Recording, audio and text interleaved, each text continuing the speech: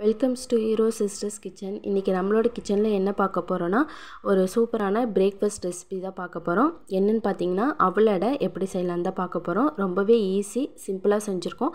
எப்படி செய்யலாங்கிறது இந்த வீடியோ மூலமாக பார்க்கலாம். வீடியோக்குள்ளே போகிறதுக்கு முன்னாடி நம்மளோட சேனலை சப்ஸ்கிரைப் பண்ணாமல் இருக்கவங்க சப்ஸ்கிரைப் பண்ணிக்கோங்க.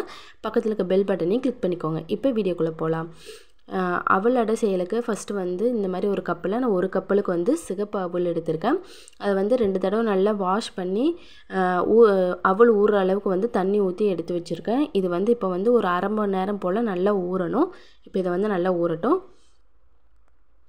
அவல் வந்து நல்லா ஊறி இருக்குது. நம்ம ஊற்றின தண்ணியில் எதுவுமே தெரியல, அந்த அளவுக்கு வந்து நல்லா ஊறி இருக்குது.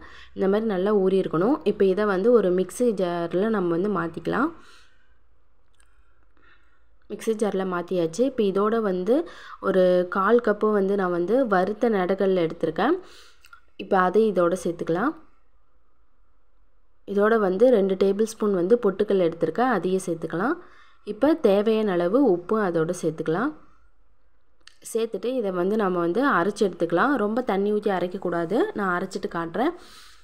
பாருங்கள், நம்ம அரைச்சி எடுத்தாச்சு. இந்த அளவுக்கு கட்டியாக இருக்கணும். அப்போ தான் வந்து அடை ஊற்றும் போது கரெக்டாக வரும். ரொம்ப தண்ணி ஊற்றிட்டிங்கன்னா தோசை மாதிரி ஆயிரும். அதனால் இந்த அளவுக்கு வந்து நம்ம வந்து ஊற்றி எடுத்துக்கலாம். இப்போ வந்து நம்ம நார்மலாக எப்பயும் போல் தாளிக்கிறது மாரி எண்ணெய் ஊற்றிருக்கோம். எண்ணெய் வந்து இப்போ நல்லா காஞ்சோன்னே ஒரு 1/4 டீஸ்பூன் வந்து கடுகு ஆட் பண்ணிக்கலாம். இதோட வந்து ஒரு 1/4 டீஸ்பூன் வந்து ஜீரகம் ஆட் பண்ணிக்கலாம். கடுகு ஜீரகம் நல்லா பொரிஞ்சோன்னே இதோட வந்து ஒரு 1/4 டீஸ்பூன் வந்து கடலைப்பருப்பு சேர்த்துக்கலாம்.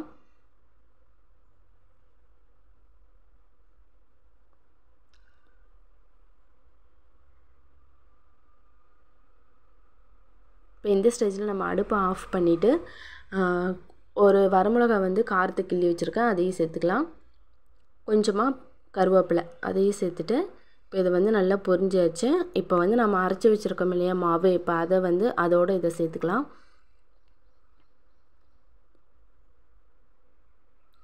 இப்போ இதோட வந்து ஒரு பெரிய வெங்காயம் வந்து சின்ன சின்னதாக கட் பண்ணி வச்சுருக்கேன், அதையும் இதோட சேர்த்துக்கலாம்.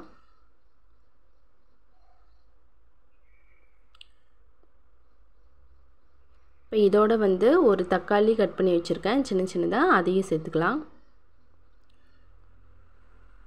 சேர்த்துட்டு இப்போ இது எல்லாத்தையும் வந்து நல்லா மிக்ஸ் பண்ணி விட்டுடலாம்.